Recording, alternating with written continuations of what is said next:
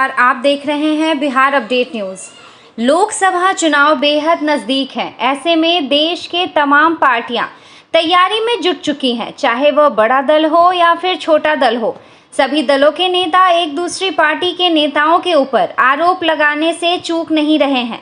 दरअसल में आज पटना पहुंचे भारतीय राष्ट्रीय पार्टी के अध्यक्ष आरपी मौर्य ने मोदी सरकार के साथ साथ नीतीश तेजस्वी के कार्यशैली पर कई सवाल उठाते हुए जमकर निशाना साधा।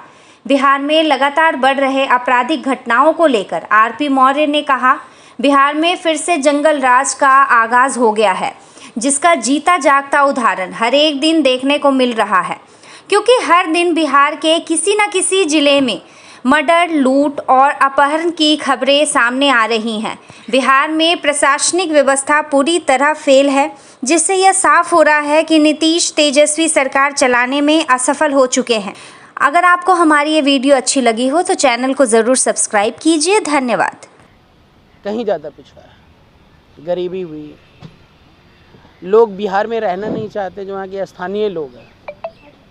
इंडस्ट्रियलाइजेशन नहीं है, रोजगार नहीं है, लोग अपना रोजगार चलाने के लिए बाहर भाग रहे हैं। भ्रष्टाचार चरम पर है। नीतीश कुमार जी ने दारू को बंद करवा दिया और मैं देख रहा हूँ कि दारू जो है वो होम डिलीवरी हो रही है।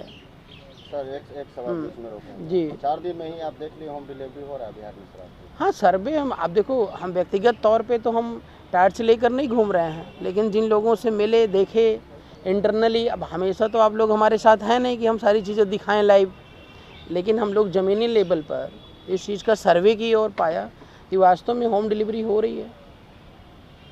तो क्या लगता है कि बिहार में शराबबंदी सफल नहीं है, इसे खुलवा देना चाहिए? नहीं, शराबबंदी सफल तो तब होगी जब सरकार दिल से चाहे। और सरकार खुद अगर दारू गांजा भांग पीती हो तो शराबबंदी करेगी क्या?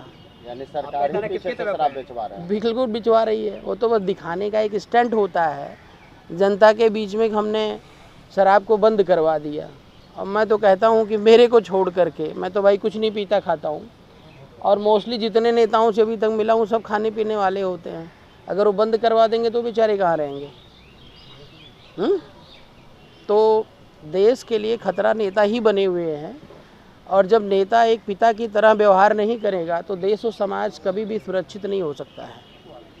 किसी बड़े नेताओं से बातचीत आपकी हुई पार्टी को लेकर या? नहीं, बड़े नेता तो हमारे लिए समाज है। हमारा जो देश और समाज की जो आम जनता वो हमारे लिए बड़े नेता, हम उनकी पूजा करते हैं, उनको मानते हैं। और रही बात जो बड़े बड़े नेता हैं, वो उनके अंदर कुछ ऐसा हमें दिखता ही नहीं है कि हम उनको अपना आदर्श माने या फॉलो करें। नीतीश कुमार के लिए जगह थी, हम सोचा करते थे कि बहुत अच्छे हैं, सम्राट चंद्रगुप्त अशोक के लिए भी थोड़ा बहुत फेथ रखते हैं, लेकिन जो स्थिति यहाँ पर हमने देखा, मुझे लग रहा है सिर्फ टाइम पास चल रहा है। परिवारवाद, व्यक्तिवाद की जो राजनीति है वो हावी है, लेकिन रिजल्ट कुछ भी नहीं है। और मुझे लगता है कि बिहार को सबसे ज़्यादा ज़रूरत है बदलने को। यूपी वगैरह में तो काफ़ी कुछ चल रहा है, भ्रष्टाचार भी है तो वो भी विकास की गति पर है, और समाज मतलब क्षेत्र भी विकास की गति पर है, वो पैरेलल में चल रहा है, लेकिन यहाँ पर जो है वो काफ़ी मतलब पीछे है।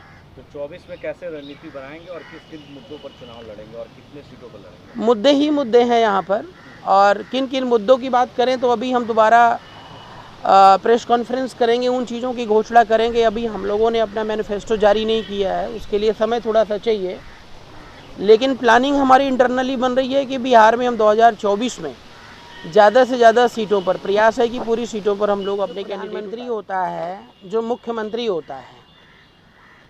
जैसे कोई मुख्यमंत्री है प्रदेश का तो प्रदेश का पिता है, प्रधानमंत्री है तो वो देश का पिता है, और पिता कभी अपने बच्चे के साथ गद्दारी नहीं करता। अगर वास्तव में वो पिता है तो तन मन धन से पढ़ाएगा। हमारे देश के युवा बेरोजगार हैं, उनके लिए हर प्रकार के अवसर उपलब्ध ही नहीं है। कोई डीएम बनने का सपना पाल लिया तो उसको पता ही नहीं कि वो डीएम कैसे बनेगा। किसी ने गाइड किया नहीं बीएससी कर लो, किसी ने गाइड किया एमएससी कर लो, किसी ने गाइड किया कि बीए कर लो और बन जाओगे। आगे गया, ना कोचिंग मिल रही, ना पैसे हैं उसके पास।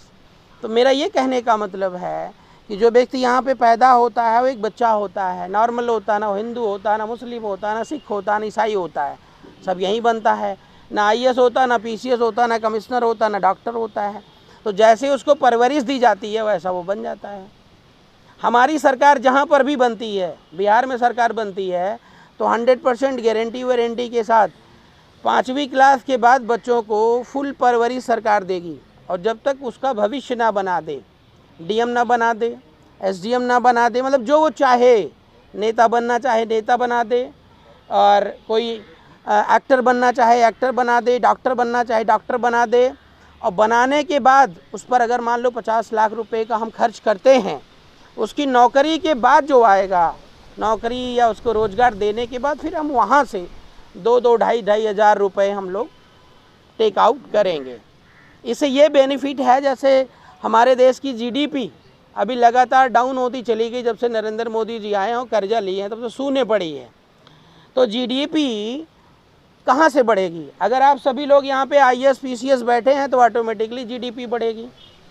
हमारे देश का हर नागरिक पढ़ा लिखा है, हर नागरिक स्वस्थ है, हर नागरिक जो है इंटेलेक्चुअल है, तो GDP ऑटोमेटिकली बढ़ेगा। पैसे उसके पास है, वो कमा के ला रहा है। और क्या है देश? मुझे बताइए, भारत माता कहाँ से बनती हैं? भारत माता हमारे और आपसे ही तो बनती है। तो एजुकेशन पॉलिसी के लिए तो टेंशन लेने की ज़रूरत नहीं, पूरी हॉस्टल व्यवस्था हम लोग मेंटेन करेंगे और हर बच्चे को पढ़ाने की जिम्मेदारी ये हमारी होगी BRP सरकार की। पेरेंट्स की जिम्मेदारी पर, पेरेंट्स के ऊपर बच्चों को नहीं छोड़ेंगे। पेरेंट्स फ्री रहें, अपना बिजनेस व्यापार करें।